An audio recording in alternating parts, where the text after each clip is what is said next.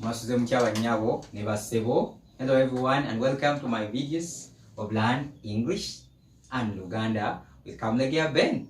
In a previous video, we finalized with pronouns naka, sigirwa, and today we are going to look at a very important aspect, that is rooms in the house. Yes, rooms in the house. But if you're new to this channel, thanks very much and subscribe, share, so that we can both benefit.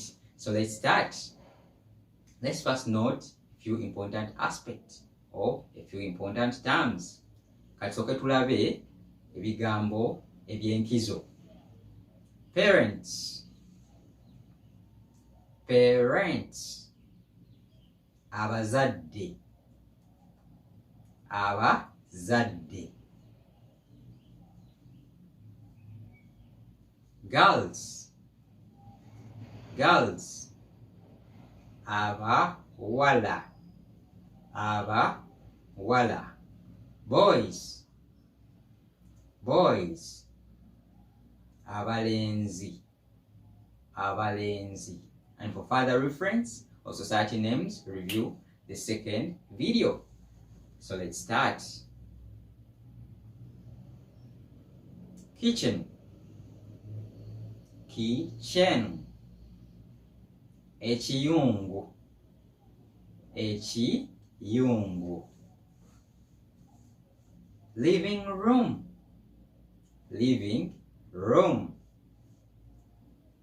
Eddiiro. Eddiiro. Living room is eddiiro.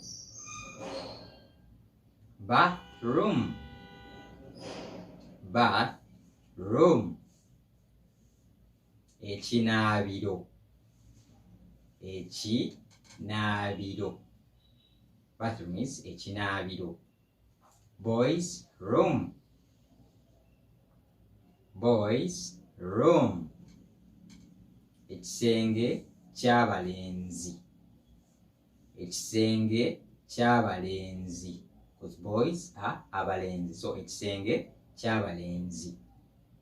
Girls room. Girls room. Ekisenge ky'abawala. Ekisenge ky'abawala.